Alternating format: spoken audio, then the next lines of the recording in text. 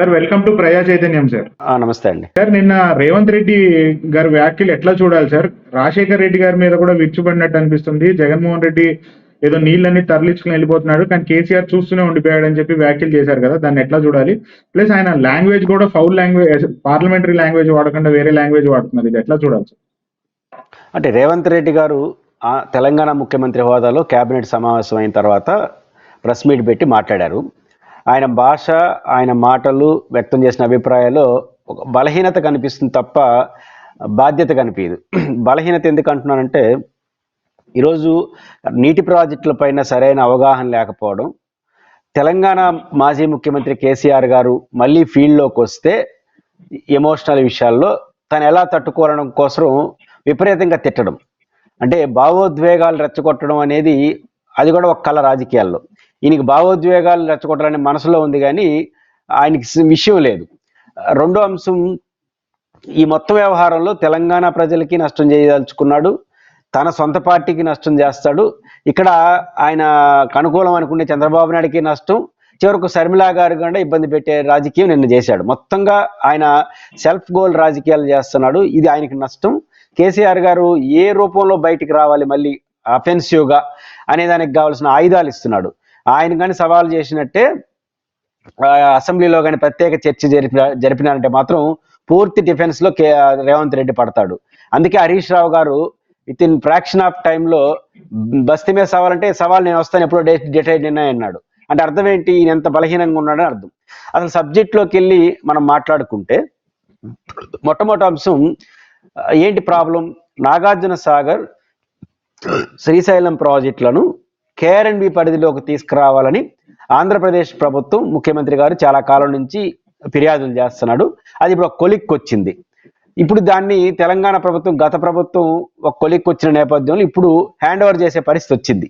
అంటే కృష్ణా యాజమాన్య బోర్డు పరిధిలోకి, అంటే శ్రీశైలం కానీ నాగార్జున సాగర్ కానీ ఈ రెండు రాష్ట్రాలు కుడి ఎడమ కాలువలు మెయింటైన్ చేస్తూ ఉన్నాయి. దీని స్థానంలో కేంద్ర ప్రభుత్వ ఏజెన్సీగా ఉన్నటువంటి కేఆర్ఎండ్బి పరిధిలోకి వచ్చే పరిస్థితులు ఏర్పడ్డాయి.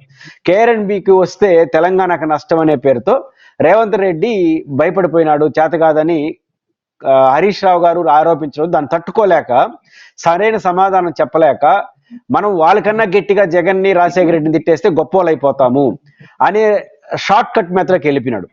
కానీ అసలు విషయం ఏంటి, శ్రీశైలం డ్యాంలో కానీ నాగార్జున సాగర్లో కానీ కేఆర్ఎండ్బి పరిధిలోకి రావాల్సిన పరిస్థితులు గత ప్రభుత్వం చేసింది, మేము బాధ్యతగా ఉంటామని సమాధానం చెప్పుకోవాల్సిన రేవంత్ రెడ్డి గారు కేసీఆర్ కన్నా ఎక్కువ రాయలసీమ వాళ్ళని ఆంధ్రప్రదేశ్ తిట్టేస్తే పెద్దోడిని అయిపోతానని చెప్పి షార్ట్ కట్ మీద ఎంచుకున్నాడు. ఆ సబ్జెక్ట్ ఏంటి, నాగార్జున సాగర్ శ్రీశైలం డ్యామ్ ఉమ్మడి రాష్ట్రంలో ఉంది, ఉమ్మడి రాష్ట్రంలో కట్టారు. రెండు రాష్ట్రాల భాగస్వామ్యంగా రెండు రాష్ట్ర సరిహద్దులో ఉంటుంది. శ్రీశైలం డ్యామ్, నాగార్జున రెండు కృష్ణా నది పైన ఉంటుంది. శ్రీశైలంలో ఎడమ కాలువ తెలంగాణ పరిధిలో ఉంది, వాళ్ళ హ్యాండ్ ఓవర్లో ఉంది.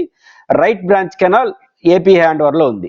నాగార్జున సాగర్లో దారుణంగా లెఫ్ట్ బ్రాంచి, రైట్ బ్రాంచి అన్ని తెలంగాణ పరిధిలోకి తెచ్చుకున్నారు 2014లో. ఎందుకు నాగార్జున సాగర్ లెఫ్ట్ తెలంగాణకు సంబంధించింది, రైట్ ఆంధ్రప్రదేశ్ సంబంధించింది. టీఎంసీల వాటా కూడా తెలంగాణకు సంబంధించి దాదాపు 111.23 టీఎంసీస్ తెలంగాణ వాటాకి వెళ్తుంది.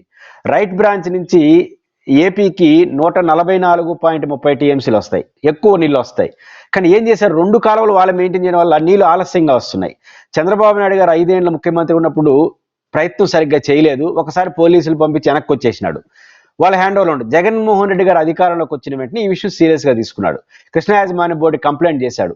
మా వాటా వచ్చే రైట్ బ్రాంచ్ని కూడా వాళ్ళు మెయింటైన్ చేస్తే ఎట్లా, రెండోది వాళ్ళు విద్యుత్ ఉత్పత్తి పవర్ స్టేషన్ వాళ్ళ దగ్గర పెట్టుకొని ఎప్పుడు పుడితే అప్పుడు నీళ్ళు ఉత్పత్తి చేసి సముద్రానికి వదిలేస్తున్నారు. దీనివల్ల అన్ని విధాలు నష్టపోతా ఉంది కృష్ణా డెల్టా రాష్ట్రం అని జగన్ గారు దూరదృష్టితో ముందుకెళ్ళాడు. కృష్ణా యాజమాన్య లెటర్లు రాశాడు, ఒక కొలిక్కి వస్తూ ఉంది. ఈ దశలో అయినా వాళ్ళు మార్పులు లేకపోతే జగన్ గారు ఏం చేశారు, పోలీసులను పెట్టి నేరుగా వెళ్ళి డ్యామ్ని టేక్ ఓవర్ చేసుకొని తన పరిధిలో ఉన్నట్టు కృష్ణా కుడి కాలువను తన హ్యాండ్ ఓవర్ తీసుకున్నాడు. నాగార్జున డ్యామ్ ఏదైతే ఉందో దానిపైన పోలీసుల పవర్స్ ని ఉపయోగించారు. దీంతో అసలు కథ మొదలైంది. ఇప్పుడు రెండు రాష్ట్రాల మధ్య పోలీసులు గొడవ రావడంతో కేంద్ర ప్రభుత్వం జోక్యం చేసుకొని రైట్ బ్రాంచ్ ని మరియు నాగార్జున సాగర్ డ్యామ్ ని పోలీసు సిఆర్పి పరిధిలో తెచ్చుకున్నారు. ఇప్పుడు సిఆర్పి పరిధిలో ఉంది అది. రేవంత్ రెడ్డి గారికి కామన్ సెన్స్ కూడా లేకుండా నిన్నేం చేశాడు, దమ్ముంటే ఇప్పుడు రా అంటున్నాడు. జగన్ ఇప్పుడు రమ్మను, ఆ రోజు నువ్వు ఉన్నప్పుడు వచ్చాడని. ఎన్నికల రోజు జరిగింది అది.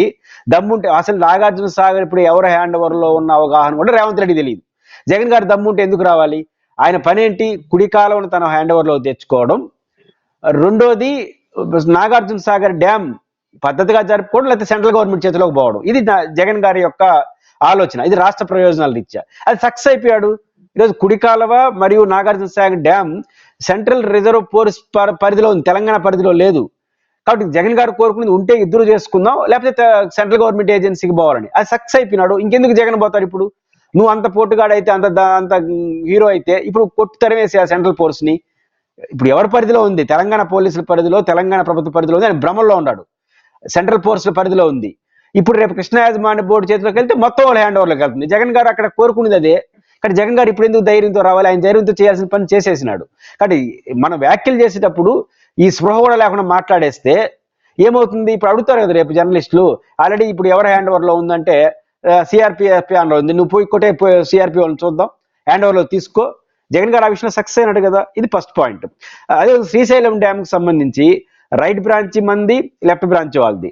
అయితే శ్రీశైలం డ్యామ్ లో విద్యుత్ ఉత్పత్తి ఎప్పుడు చేయాలో నామ్స్ ఉన్నాయి. దానికి భిన్నంగా గత ప్రభుత్వం వ్యవహరించింది. జగన్ గారు దాన్ని సీరియస్ గా తీసుకున్నాడు. ఇప్పుడు శ్రీశైలం డ్యామ్ లో అన్యాయంగా జగన్మోహన్ రెడ్డి గారు కృష్ణా జలాలని రాజశేఖర రెడ్డి గారి కాలం నుంచి దోచుకెళ్ళిపోతున్నారని మాట్లాడాడు. ఇక్కడ 2 పాయింట్లు ఉన్నాయి. ఒకటి, శ్రీశైలం డ్యామ్ లో మొత్తం నీటి కేటాయింపుల్లో రాయలసీమ ప్రాంతానికి 22 చిల్లర టీఎంసీలు రైట్ వాటర్ ఉంది తీసుకునేదానికి. తెలంగాణ ప్రాజెక్టులకు శ్రీశైలం నుంచి ఒక చుక్క నీళ్లు తీసుకునే రైట్ వాటర్ లేదు. మరి రాయలసీమకు నీళ్లు తీసుకుంటా ఉంటే అక్రమంగా తీసుకుంటాడు జ్ఞానం ఉందా కనీసం? ఈ కనీసం అటు పోతిరెడ్డిపాడు నుంచి కానీ ఇంకొక చోట నుంచి కానీ తీసుకునే రైట్ ఉంది. మరోవైపు తుంగభద్ర కృష్ణకు ఉపనది, అది కూడా శ్రీశైలం డ్యామ్ లోనే పడతాయి నీళ్లు. దాంట్లో 111 టీఎంసీల రైట్ వాటర్ రాయలసీమకు ఉంది. హెచ్ఎల్సి, ఎల్ఎల్సి, భైరవాన్ తిప్పకు. అంటే ఆ రకంగా తీసుకుని 150, 130 టీఎంసీల నీళ్లు రైట్ వాటర్ తీసుకునేదానికి శ్రీశైలం ఎగువ భాగాన్ని నుంచి రాయలసీమకు రాష్ట్రానికి అవకాశం ఉంది. ఒక చుక్క నీళ్లు తీసుకునే రైట్ తెలంగాణ ప్రభుత్వానికి శ్రీశైలం నుంచి లేదు ప్రాజెక్టులకు. ఆ స్పృహ కూడా లేకుండా వీళ్ళు దోపిడీదారులు అంటాడు. అంటే విషయం పట్ల అవగాహన ఉందా? ఇది మొదటి అంశం. కాబట్టి రాయలసీమ ప్రాంతానికి కానీ విషయం పరిజ్ఞానం లేకుండా మాట్లాడితే ఆయనకే నష్టం. పోనీ రాజశేఖర రెడ్డి గారి పైన చేసిన వ్యాఖ్యలు అత్యంత దారుణమైన వ్యాఖ్యలు. ఇక నేను ప్రధానంగా చెప్పదలుచుకుంది, రాజశేఖర రెడ్డి గారు బ్రిటిష్ ఇండియా తర్వాత ఆంధ్రప్రదేశ్ సమగ్రాభివృద్ధి, అంటే ఆంధ్రప్రదేశ్, తెలంగాణ అన్ని కలిపి నేను చెప్తున్నాను, పాటుపడిన వ్యక్తి రాజశేఖర రెడ్డి గారు. ఉమ్మడి ఆంధ్రప్రదేశ్ లో కృష్ణానది పైన దక్షిణ తెలంగాణకు, రాయలసీమకు అన్యాయం జరిగింది. ఉమ్మడి ఆంధ్రప్రదేశ్ లో చారిత్రకంగా దక్షిణ తెలంగాణ అంటే కృష్ణానది తెలంగాణలో ఫస్ట్ ప్రవహిస్తుంది. ఆ తర్వాత రాయలసీమ సముద్రంలో ముగిసేటప్పుడు కోస్తాలో ప్రవహిస్తుంది. కానీ దురదృష్టవశాత్తు పాలకుల యొక్క తప్పుల వల్ల రాయలసీమకి, దక్షిణ తెలంగాణకు, ఉమ్మడి ఆంధ్రప్రదేశ్ లో అన్యాయం జరిగింది. శ్రీశైలం, నాగార్జున సాగర్ డిజైన్ కూడా ఈ ప్రాంతానికి అన్యాయం జరిగింది. వీటన్నిటిని సరిదిద్దే బాధ్యతను రాజశేఖర రెడ్డి గారు తీసుకున్నారు. ఎంత బాధ్యతగా వ్యవహరించారంటే, ఈ రాయలసీమ నుంచి ప్రవహిస్తున్నటువంటి శ్రీశైలం నుంచి దక్షిణ తెలంగాణ, రాయలసీమకు అన్యాయం జరుగుతుంది. కాబట్టి రాయలసీమకే కృష్ణానదిని ఉపసంహరించుకోవాలంటే కృష్ణా డెల్టా వాళ్ళు అంగీకరించరు. ఇంకోవైపు లెఫ్ట్ బ్రాంచ్ నుంచి నాగార్జున సాగర్ నుంచి హైదరాబాద్ వరకు నీళ్లు పోవాలి. అది ఒక 100 పై నీళ్ళు టీఎంసీల వాటర్ కావాలి. వీటన్నిటిని పరిష్కరించుకోవడం కోసం రాజశేఖర రెడ్డి తీసుకున్న అద్భుతమైన నిర్ణయం జలయజ్ఞంలో పోలవరం పైన ప్రాజెక్టు కట్టి ఆ పోలవరాన్ని కృష్ణా డెల్టాకి ఇచ్చేవాలి. అదేవిధంగా దుమ్మగూడెం టేల్పాండ్ పథకాన్ని తీసుకొని గోదావరి నీళ్లను నాగార్జున సాగర్ లెఫ్ట్ బ్రాంచ్ లో కలిపితే అది హైదరాబాద్ సమస్య పరిష్కారం అయిపోతుంది. గోదావరిలో ఫుల్గా నీళ్లు ఉన్నాయి కాబట్టి దుమ్మగూడెం టేల్పాండ్, పులిచింతల, పోలవరం ఈ మూడింటిని సైమల్టేనియస్ గా పూర్తి చేసి కృష్ణా డెల్టాకు, తెలంగాణకు, హైదరాబాద్ సమస్యను నాగార్జున సాగర్ తో పరిష్కరించుకునేసి గోదావరితో కృష్ణా నీళ్లను కంప్లీట్ గా రాయలసీమ, నెల్లూరు, ప్రకాశం, దక్షిణ తెలంగాణకి పరిమితం చేయాలని దూరదృష్టితో వ్యవహరించాడు. వ్యవహరించడం కాదు, రాయలసీమలో గాలేరు నగరి, హంద్రీనీవా, తెలుగంగ, అదేవిధంగా ఎలుగొండ ప్రాజెక్టు ప్రకాశం జిల్లా, అదేవిధంగా పోతిరెడ్డిపాడు వెడల్పు, సిద్ధేశ్వరం, గుండ్రేవల ముందుకు తీసుకొచ్చాడు. మరోవైపు దక్షిణ తెలంగాణకి మహబూబ్ నగర్ రంగారెడ్డి ఎత్తిపోతల పథకం, కల్వకుర్తి ఎత్తిపోతల పథకం, దిండి పథకాన్ని రాజశేఖర రెడ్డి గారు తీసుకొచ్చారు. ఈ రోజు రేవంత్ రెడ్డి గారికి ఏమాత్రం అవగాహన ఉందో లేదు కానీ ఆయన వచ్చింది మహబూబ్ నగర్ జిల్లా నుంచి. మహబూబ్ నగర్ సమస్యకి తాగునీటికి, సాగునీటికి పరిష్కారం అయ్యేది రంగారెడ్డి ఎత్తిపోతల పథకం. ఆ పథకాన్ని సృష్టికర్త రాజశేఖర రెడ్డి గారు. నిజంగా రాజశేఖర రెడ్డి గారికి నీళ్ళన్నీ తెలంగాణకు అన్యాయం చేసి రాయలసీమకు తీసుకెళ్లాలనుకుంటే రంగారెడ్డి ఎత్తిపోతల పథకాన్ని, అదేవిధంగా కల్వకుర్తి ఎత్తిపోతల పథకాన్ని, అదేవిధంగా దిండి పథకాన్ని ఎందుకు టేకప్ చేశాడు? అదేం చేయాలని చెప్పి తెలంగాణ వాళ్ళు కోరలేదే, కోరకపోయినా టేకప్ చేశాడు. నిజంగా తెలంగాణకు అన్యాయం చేయాలని రాజశేఖర రెడ్డి అనుకుంటే ఎందుకు తీసుకొచ్చాడు? ప్రాణహిత చేవెల ప్రాజెక్ట్ ఎవరిది? ఈరోజు కాళేశ్వరం ఎవరిది? పేరు మార్చుండొచ్చు, రాజశేఖర రెడ్డి గారిదే. దొమ్మగూడెం టేల్పాన్ పథకం వచ్చుంటే ఎవరికి లాభం? కానీ తెలంగాణకు అన్యాయం చేయాలని రాజశేఖర రెడ్డి అనుకుంటే, రాయలసీమకే న్యాయం చేయాలనుకుంటే అవన్నీ ఎందుకు టేకప్ చేస్తాడు? తన ఉన్నటువంటి జిల్లాకు కూడా తాగునీరు సాగునీరు ఇచ్చిన ఘనత రాజశేఖర రెడ్డి గారిది. కాబట్టి ఆ రాజశేఖర రెడ్డి చనిపోయిన 15 ఏళ్ళని ఇంకా దాన్ని చేతగాక మీరు పూర్తి చేసుకోకుండా రాజశేఖర రెడ్డి గారు తిట్టడం ఏంటి? దుస్సాహసానికి పాల్పడ్డాడు. ఖచ్చితంగా రేవంత్ రెడ్డి గారు చేసింది చాలా అభ్యంతరకరం. రాయలసీమతో గొడవలు పెట్టుకుంటే, ఆంధ్రాతో గొడవలు పెట్టుకుంటే దక్షిణ తెలంగాణలో ప్రాజెక్టు కట్టలేడు, రాయలసీమలో కట్టలేడు. కానీ రాయలసీమకు మరో అవకాశం ఉంది, అది తుంగభద్ర నీళ్లు కానీ వాడుకుంటే 150-200 టీఎంసీలు రాయలసీమకు వాడుకోవచ్చు. కాబట్టి బలిపశులు చేసేది రేపు రేవంత్ రెడ్డి దక్షిణ తెలంగాణని. కాబట్టి ఆంధ్రప్రదేశ్తో తెగేదాగా లాకుంటే వారికి నష్టం. కాబట్టి కేసీఆర్ గారిని రాజకీయంగా ఎదుర్కోలేక ఇట్లా ఆంధ్రప్రదేశ్ను బాగా తిట్టేస్తే తెలంగాణ వాళ్ళు హ్యాపీ ఫీల్ అవుతారని ఒక పొరపాటు అంచనాతో పోతున్నాడు. అది ఆయనకే రివర్స్ అవుతుంది. అది ఆలోచించుకోవాల్సిన అవసరం ఉంది. గత ప్రభుత్వం చేసిన తప్పుల్ని ఎట్లా ఎస్టాబ్లిష్ చేసుకోవాలి తప్ప ఈరోజు ఇట్లా మాట్లాడితే తప్పు. రేవంత్ రెడ్డి గారు చేసిన ప్రకటన వల్ల ఎట్లా బయటకు వద్దాము అని చాలా గుమ్మనంగా ఉన్నటువంటి కేసీఆర్కి ఇది నీ పరిష్కార మార్గం ఆయన చూపించినాడు. రేపు కానీ అసెంబ్లీలో చర్చ జరిగితే మొత్తం కాంగ్రెస్ పార్టీ డిఫెన్స్ లో పడుతుంది. రెండో అంశం, రాజశేఖర రెడ్డి గారు కాంగ్రెస్ ముఖ్యమంత్రిగా పోతిరెడ్డిపాడు వెడపలు చేశాడు. కేసీఆర్ చెప్తాడేంది? నువ్వు ఎవరి పార్టీ ప్రతినిధివి? ఈరోజు రాష్ట్రంలో ఆ రోజు రాజశేఖర రెడ్డి గారు పోతిరెడ్డిపాడు వెడల్పు చేస్తే, కృష్ణా నదిలో పోతిరెడ్డిపాడు వెడల్పు చేసి రాయలసీమకు నీళ్ళు తీసుకెళ్తే కృష్ణానదిలో రక్తం బారుతుంది అని దేవినేని ఉమామహేశ్వరరావు తెలుగుదేశం పార్టీ ఆయన మాట్లాడాడు. ఆందోళన చేశాడు, విజయవాడ ప్రజలు రెచ్చగొట్టాడు రాయలసీమకు వ్యతిరేకంగా. అప్పుడు ఈ రేవంత్ రెడ్డి అనే పెద్ద మనిషి కూడా తెలుగుదేశం పార్టీలో ఉన్నాడు. ఇప్పుడు ఆయన తెలుగుదేశం ప్రతినిధిగా మాట్లాడుతున్నాడా రాజశేఖర రెడ్డి పైన, ప్రభుత్వం పైన? కాంగ్రెస్ ముఖ్యమంత్రిగా అవుతున్నాడా? రాజశేఖర రెడ్డి కాంగ్రెస్ ముఖ్యమంత్రి, దేవినేని ఉమామహేశ్వరరావు తెలుగుదేశం పార్టీ మాట్లాడిన మాటలు నువ్వు మాట్లాడుతున్నావు అంటే పాత వాసనలు ఏమి పోయినట్లే. ఇప్పుడు మీరు ఎవరు ప్రతినిధి? ఆంధ్రప్రదేశ్ తెలంగాణ ముఖ్యమంత్రి కాంగ్రెస్ రిప్రజెంటేటివ్. కాంగ్రెస్ ముఖ్యమంత్రిగా రాజశేఖర రెడ్డి గారు చేసిన పనిని ఇష్టం వచ్చినట్టు మాట్లాడితే ఎవరు డిఫెన్స్ లో పడతారు? కాంగ్రెస్ డిఫెన్స్ లో పడుతుంది. దేవినేని ఉమామహేశ్వరరావు ఏం మాట్లాడు అదే నువ్వు మాట్లాడుతున్నావు అంటే పాత వాసనలు ఏం పోవట్లేదా? ఇట్లాంటి మాటలు ఎందుకు చేస్తున్నాడో అర్థం కావట్లేదు. ఆ రకంగా కేసీఆర్ ని ఈజీగా బయట వచ్చి మాట్లాడించాడు, కాంగ్రెస్ ని డిఫెన్స్ అంటే ఇక్కడ శర్మిల గారు యాక్టివ్గా ముందుకు వస్తున్నారు. రేపు ఆమె కూడా నువ్వు రాజశేఖర రెడ్డి ఎడబడితే ఆమె కూడా రియాక్ట్ కావాల్సి వస్తుంది. ఆమెని ఇబ్బంది పెట్టాడు. ఇంకో పక్క చంద్రబాబు నాయుడు కూడా రాయలసీమ ఎన్నికలు జరుగుతున్న సందర్భంలో చంద్రబాబును డిఫెన్స్ లో పెడుతున్నాడు. ఆయన ఏదో ఎవరికో మేలు చేయని పోయి తనకు తాను నష్టం. దీనికి కారణం అహంకారం, రెండోది అవగాహన రాహిత్యం. ఇది ఇప్పటికైనా అర్థం చేసుకుంటే ఆయనకి మంచిది, కాంగ్రెస్ మంచిది. లేకపోతే కాంగ్రెస్ పార్టీ భారీ మూల్యాన్ని చెల్లించుకుంటుంది. ఆంధ్రప్రదేశ్కి కానీ, జగన్కి కానీ, రాయలసీమకి కానీ మీరు ఏమీ చేయలేరు, మీ చేతిలో లేని పని అనే విషయాన్ని ఆయన గుర్తుపెట్టుకోవాలి.